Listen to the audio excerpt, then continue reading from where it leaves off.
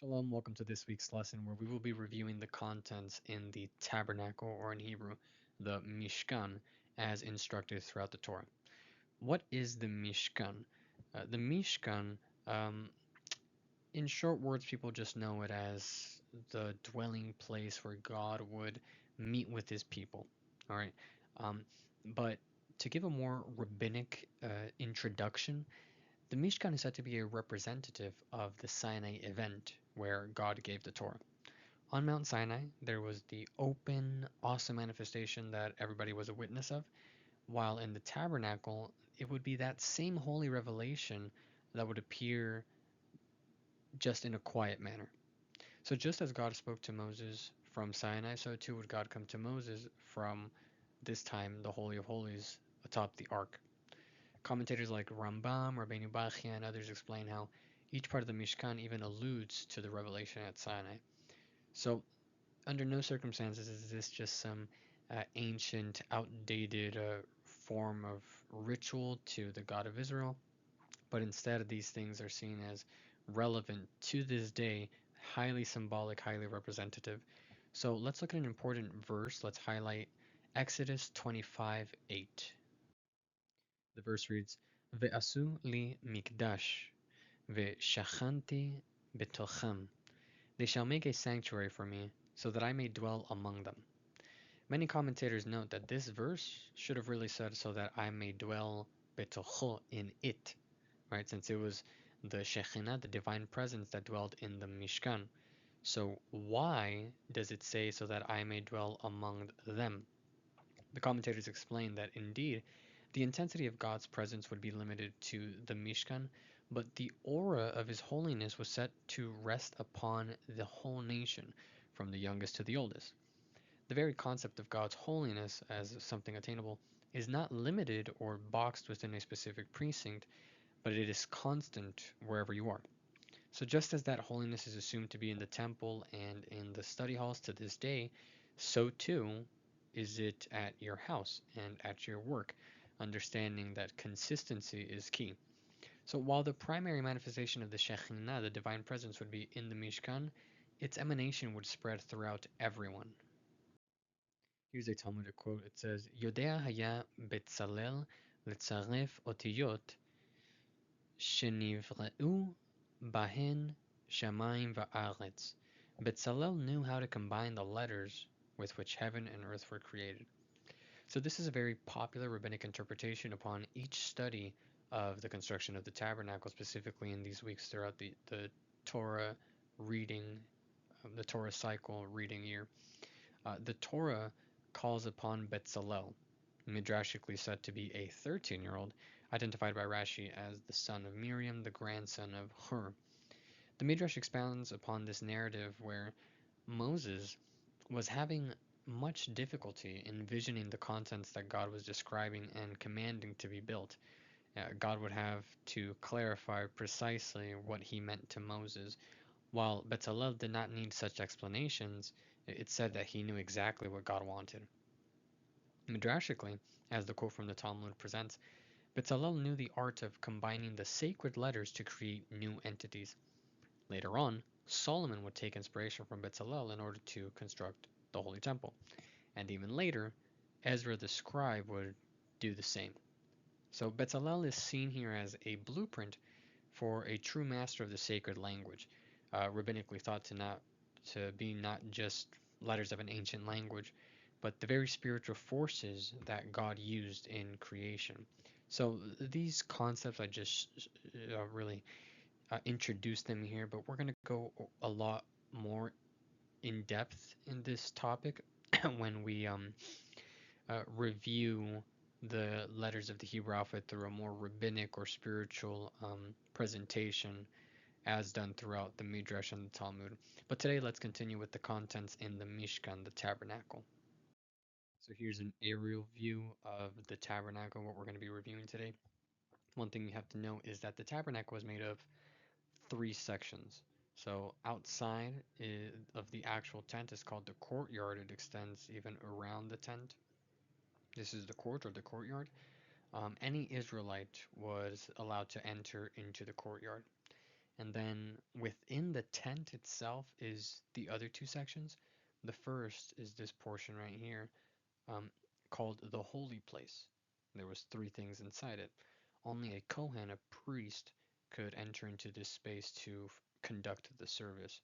And then finally, the innermost section is called the Holy of Holies, with only the Ark of the Covenant inside, and only the high priest was allowed to enter there, not just whenever he wanted, but only once a year on Yom Kippur, the Day of Atonement. So let's begin talking about the Ark. The Torah says, "Ve'asu Aron," they shall make an ark. The ark was not just a, let's say it was a box made of wood plated with gold, but actually it was three boxes placed within each other. The outer box was gold, the middle box was made of wood, and the inner box was made of gold. So it was gold, wood, gold. The Talmud explains about this. It says that it teaches that any Torah scholar whose inside is not the same as his outside, who's insincere, that's not a true Torah scholar. So, inside of the ark were the two tablets in which the Ten Commandments were engraved. This is a comment from Rashi. And the Talmud also adds that even the broken pieces of the first tablets that Moses smashed upon that encounter with the golden calf, as we'll see in Parsha Kitisa, that those are also in the ark, just beneath the second tablets. So, of course, there is, however, various interpretations, with some saying that the tablets were kept in a separate ark, taken out whenever the people went to war. Different interpretations on that. Also, as well, we know from other scriptural citations, as well as the apostolic writings, that within the ark was also the jar of manna and Aaron's staff that budded. Okay, the ark built by Bezalel is also said to have contained the Torah scroll written by Moses himself before he died. Um, the ark had what is called a chaporet, which is a lid or a covering, which I'll highlight right here. It's this covering placed at the top. This word chaporet, we see the root for what is generally translated as atonement, understood as something that is covering the letters kaf, pe, resh. On both ends of the lid, as you can see here, were two cherubim. And it is said that these cherubim had the faces of children. One of them had the face of a boy and the other of a girl. So why did they have faces of children?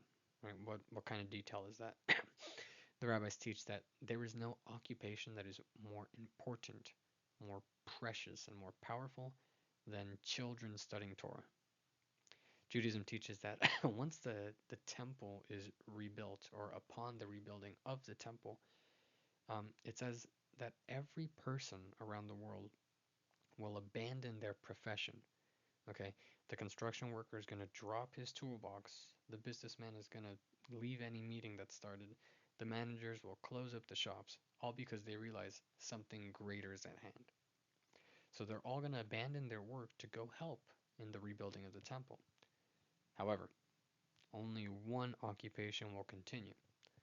The Torah study of children will not be interrupted, because after all, it's because of their Torah study that the world is even still spinning. That's how Judaism teaches the vitality of children studying Torah. The cherubim had wings that were raised and spread wide towards each other, covering the lid of the ark. And it said that as long as the Jews would do the will of God or follow his Torah, the cherubim would stand with their faces toward each other as a sign of affection and approval. But when the Jews did not do the will of God, the cherubim miraculously turned and faced the opposite way. So the lid of the ark is of extreme importance right between the cherubim, because it is this place on earth where the divine presence was most evident.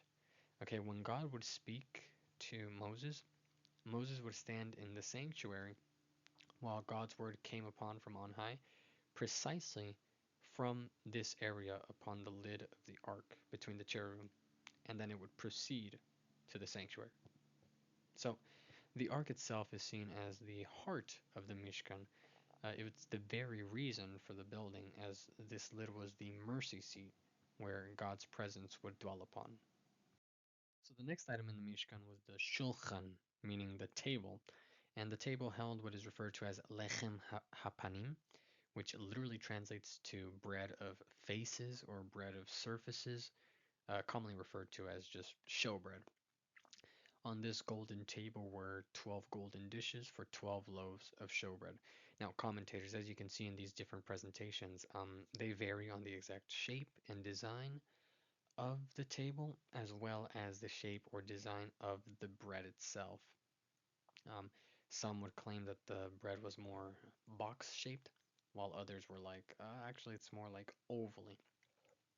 Um, the Talmud describes a special miracle happening with the showbread. After it had been lying on the table for a week, it was still as fresh and warm as it was when it had just been put out. Okay, the shulchan is seen to be, this table is seen to be the medium through which blessing of nourishment flowed to the entire world. Bread as a symbol of nourishment and sustenance has also been used as a symbol for wealth and material prosperity, and the table was a representation of what a correct Torah attitude regarding this material wealth would represent. The lesson of the rabbis is that the wealth and pleasures of this world, um, it all comes from the Yetzer Hara, the evil inclination. A Torah-centered view on wealth teaches that one should partake of this world only as much as necessary to maintain his health, but abstain from excess.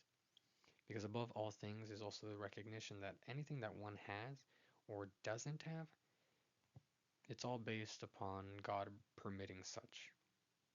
Included in the command to build the table were also instruments such as tubes to place through the rings on the side to facilitate the carrying each time the Mishkan would move, as well as golden spoons, tubes, and dishes. Next is the menorah. I'm sure you've noticed that first we started with the Ark of the Covenant, which was in the Holy of Holies. Now we've moved over to the holy place. And the menorah, every historical depiction of the menorah, including those on coins from the Second Temple period and in houses and synagogues in that time, they all show rounded branches, as you can see here on the right, extending out from the center stem. However, the Rambam famously presents a menorah with straight branches. So even today, if you're looking to buy a menorah, especially around like Hanukkah, with those aren't menorahs, but those are Hanukkahs, they vary from these two designs. Some of them being round, but then others following the opinion of the Rambam that they were straight branches. Um, the menorah is beautifully ornamented with goblets, knobs, and flowers on each stem. As we mentioned earlier, rabbinic commentaries such as Rashi present this narrative of Moses being unsure, and not just of how these items look, but how would I even build them? So the Holy One, blessed is He, told him to simply throw a block of gold into a fire, and the menorah would make itself. And this is seen on the basis of the verse that, unlike the other commands, this does not say, "You shall make." The command to build the menorah also included certain instruments such as a golden tong to place the wick in the lamp and to position it so that it faced the center, as well as a golden scooper used to remove the ashes from the lamps when the flames would go out. So I'm trying to present these items as the Torah describes them as well. I know we still had an item left in the holy place, but the Torah goes on to describe the coverings, which is the Yeriot. The Mishkan had three coverings. More specifically, the holy place and the Holy of Holies, the tent itself had three coverings. The lowest Mishkan covering was artistically rendered with cherubim depictions, and it was 10 pieces of fabric held together by golden rings. And some depictions show a purplish covering, while other commentators describe that this innermost laying was made of sky blue wool, and that the golden rings, or some say they were buttons, it made it look like when one was inside the holy place and they would look up, it would look like there was stars um, in the sky. Of course, it's just a little covering, but it would look like a night sky that was inside the holy place. The Ohel, which is the second covering, was a tent spread around the Mishkan covering, and just like the Mishkan cover was really just a set of 10 panels joined together, the Ohel cover, the second cover, was 11 panels that were sewn and held together by 50 copper hooks. And then finally, the Michse, the top cover, that was made of ram skin that were dyed red and tachash. The tachash is said to be a mystical multicolored animal that actually only existed in the time of the building of the Mishkan. So it did its duty and it's extinct. There are even some commentators that I've seen, don't be surprised by this, but they say it was the unicorn. I'm sure not all the rabbis say that, but I've read it. Then there's the beams, which refers to the boards comprising the walls of the Mishkan, the tent, made of shittim wood. Now, rabbinic commentary makes heavy emphasis on the fact that shittim wood was not accessible. Where were they? The children of Israel were in the desert. They were in the wilderness. Where am I going to get shittim wood from? Okay, the rabbis explained that Jacob had actually planted shittim trees in Egypt because he had that foreknowledge that the Mishkan and the future temple would require this wood. So this is definitely the foundational interpretation for the presence of shittim wood in the building of the Mishkan. Then we move on to the partition and the entrance screen, the parochet umasach. The term parochet refers to a partition that separates the king from the people.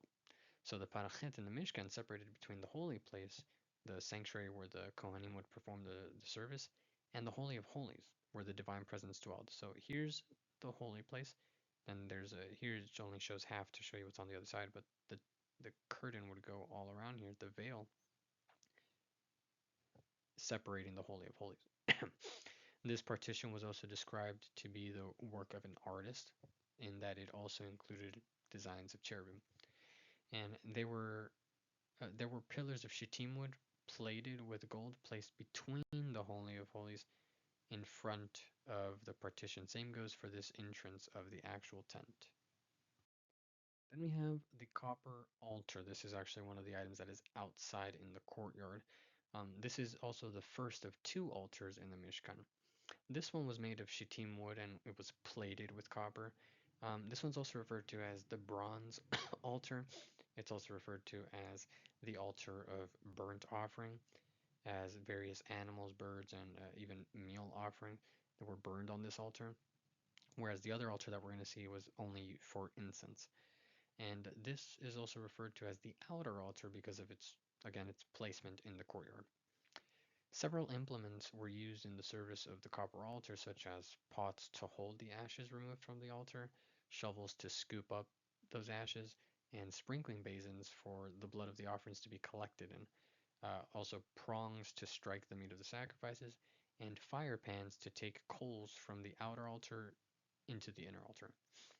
Upon the altar burned a pyre.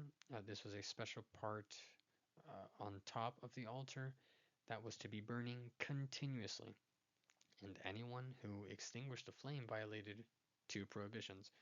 The fire is said to have miraculously burned even when the Jews would travel in the wilderness. And even though this was a heavenly fire that came down to the altar, there was that commandment for the Kohanim to bring a regular fire as well. And I think midrashically, I know I have read this, I cannot cite it, but even during heavy rain, this fire would not go out. A midrash shares Moses asking God how a fire that was placed on copper that would just melt it, right? And then after that copper would be melted, the burning of that altar would just destroy the wood. God replied to Moses by telling him that indeed that rule is a part of the physical world, but it doesn't apply in his realm. So Hashem assured Moses that despite that constant fire, the altar would not be affected. When the temple was built in Jerusalem, the copper altar is said to have been placed in the exact same spot where God had taken earth to create the first human, Adam, as well as where Cain and Abel had offered their sacrifices, and where Noah had built an altar after the flood. On top of all this, It was here where Abraham tied Isaac during the Akedah, that binding of Isaac narrative in Genesis 22, with the intention of sacrificing his son to the Almighty. Various sources vary on the size of this outer altar. As you can see, different depictions have it higher than others, and some rabbinic depictions emphasize the presence of a ramp because Exodus 20:23 says, "You shall not ascend with steps upon my altar." But other depictions, as the ones here, they do not include the presence of the ramp.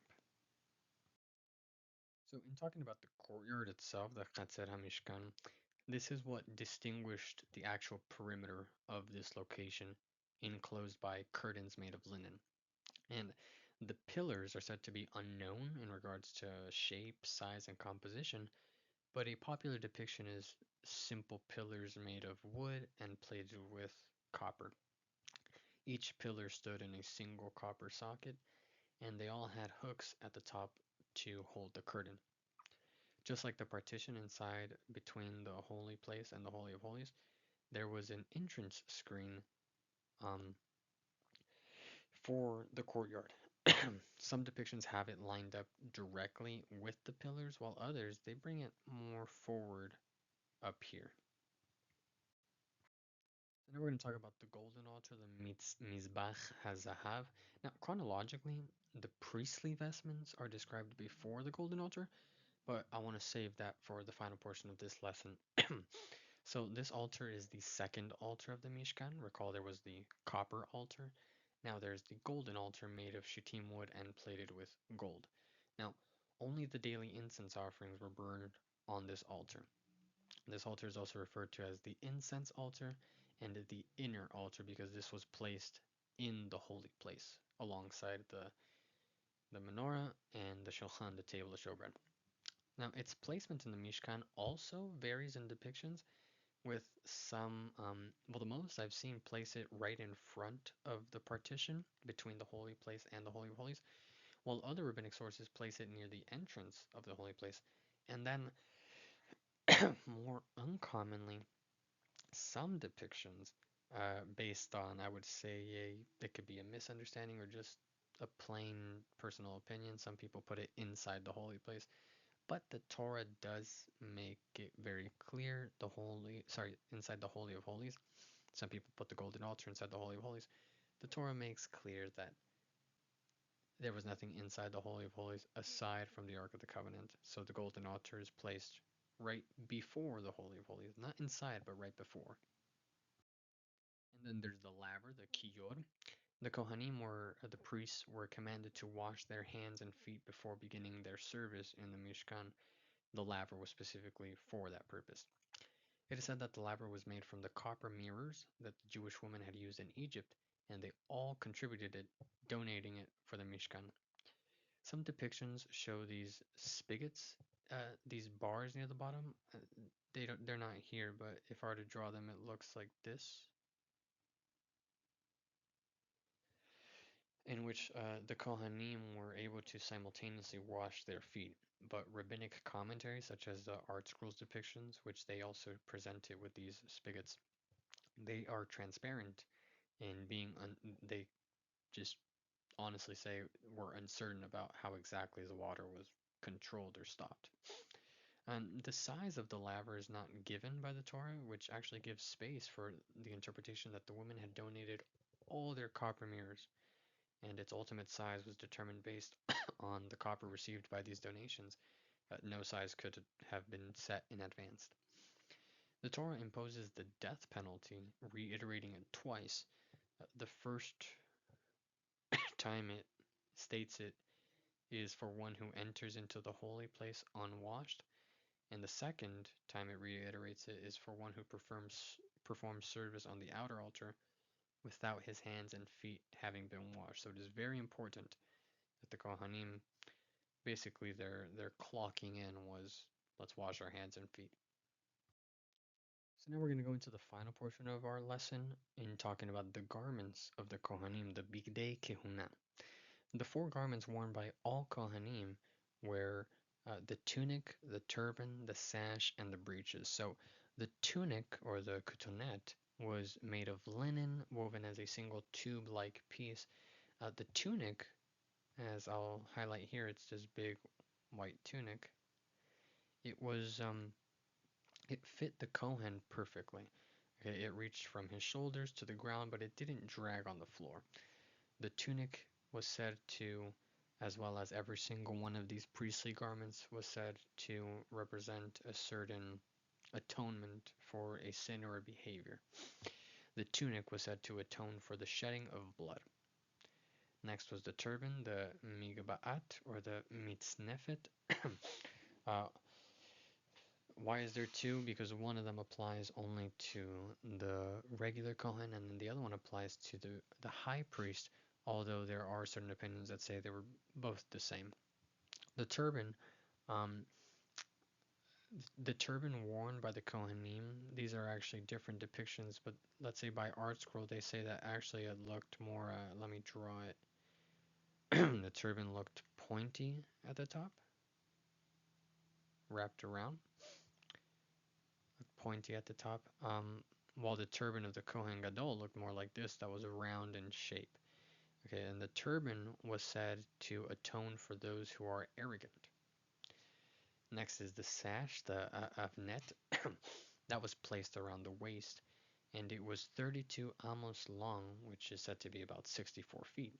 Um, Commentators link it to corresponding to the Hebrew word for heart, which is lev, that also has a numerical value of 32. Now, as you can see, these two depictions differ. One, this is from the Temple Institute, as well as ArtScroll maintained that the sash was made of different woven threads, different colors, while others maintain that it was just purely white. Okay. The sash was said to atone for improper thoughts of the heart.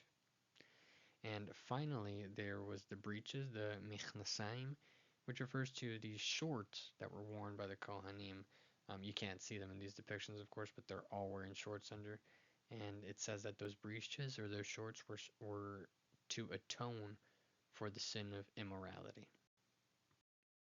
So as we said, the Kohen, the regular priest, would wear 4 garments, and the Kohen Gadol wore 4 additional garments, making 8 in total.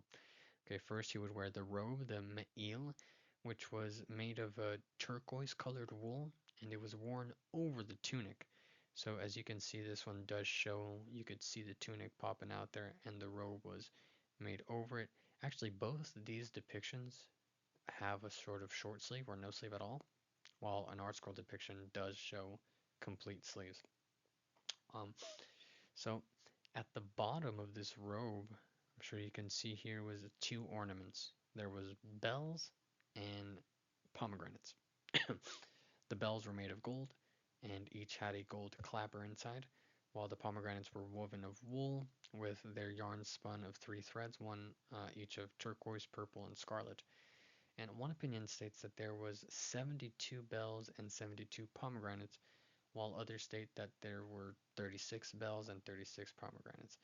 Um, I'm sure you can imagine that this represented the sort of, you can hear when that leader of the community, the Kohen Gadol, is nearby. The robe was said to atone for evil speech or slander. As Rabbi Hanina explained, he said, let something that emits sound through the bells at the bottom atone for sound. Then there's the headplate, the tzitz, which was made of gold, and it was embossed with the words Kodesh la Adonai, or Kodesh la Adonai, la Hashem, holy to Hashem, holy to Adonai, displaying the tetragrammaton, the actual 4-letter personal name of God, the Yod.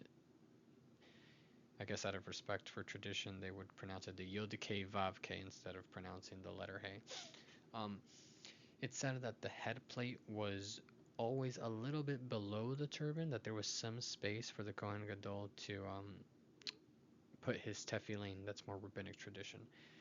When the Kohen Gadol wore the head plate, it was always pressed up. It was always touching his forehead, in that he was always to remain conscious that he was wearing such an important part of the vestments. Recall, it bore the personal name of God. The head plate was said to atone for brazenness. Then there's the apron, which was really more of a half apron, as you can see in these. This depiction has it very different than this, but this follows more rabbinic tradition, I'd say. Um, its main purpose of this half apron really was to hold the breastplate, which the breastplate was the centerpiece of the priestly garments. Its back was supported by shoulder straps, which contained two stones at the end. I'm not sure if either of these depictions show them right here, like more on the shoulder, um, which contained two stones at the end, and on each stone was the names of the 6 tribes of Israel that were engraved on those stones. Now, these stones were engraved by an animal called a shamir. This is rabbinic tradition. It was described to be a creature as small as a barleycorn, and it was among the things created on the very first Sabbath eve during the first week of creation. And it possessed the ability to split the hardest of rocks without damaging the rock at all, without even noticing, without removing a single piece. It's a very mystical creature, we'd say, right? Um, the engravings needed for these stones, and also as well as the other stones that we're about to mention, they required the presence of this creature.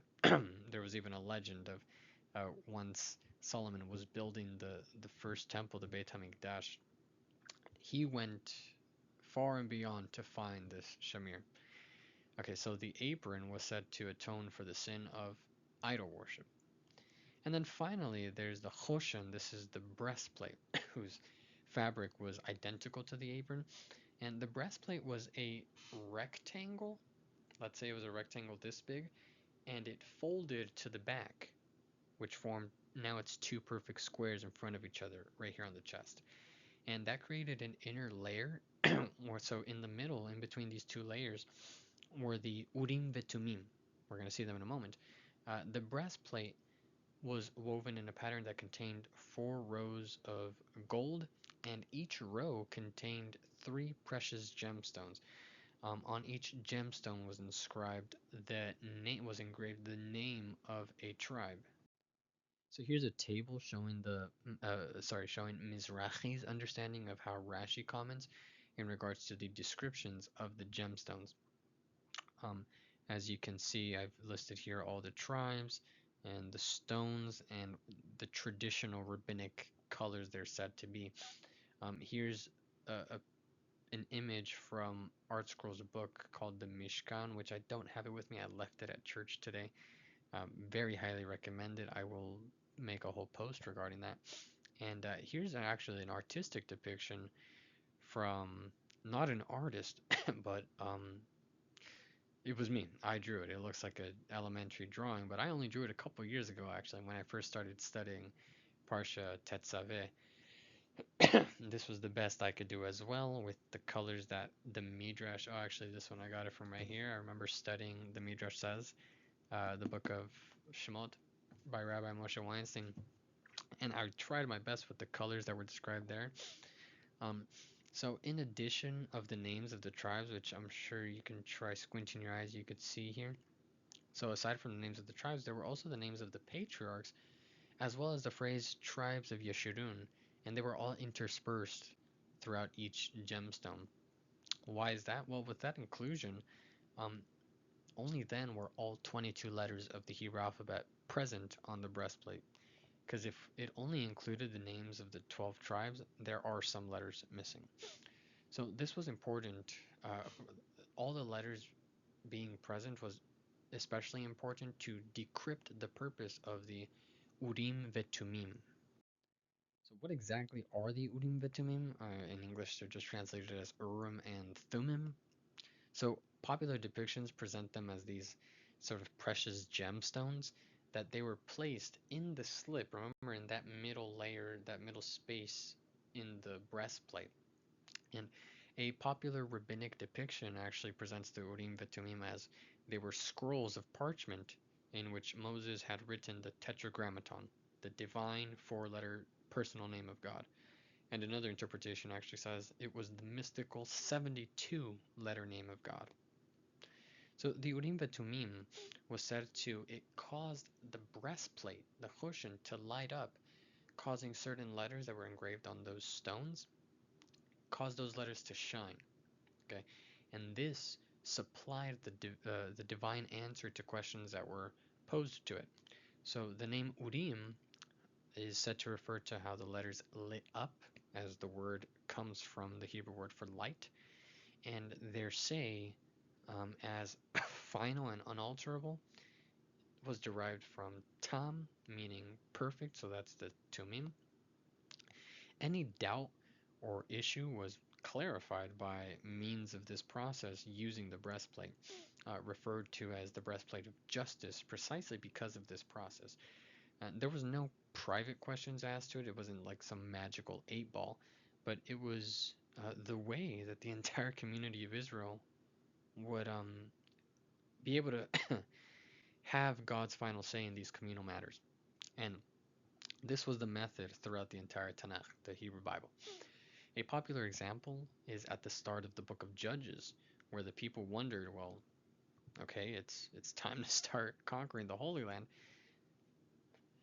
Who's going to go up first, right? Who's going to go up to wage war against the Canaanites? And the Urim Tumim lit up the gemstone of Shevet Yehuda, the tribe of Judah. Okay, Judah ascends first. The breastplate was said to atone for the sin of perverted judgment. False judgment emanates from improper thoughts of the heart.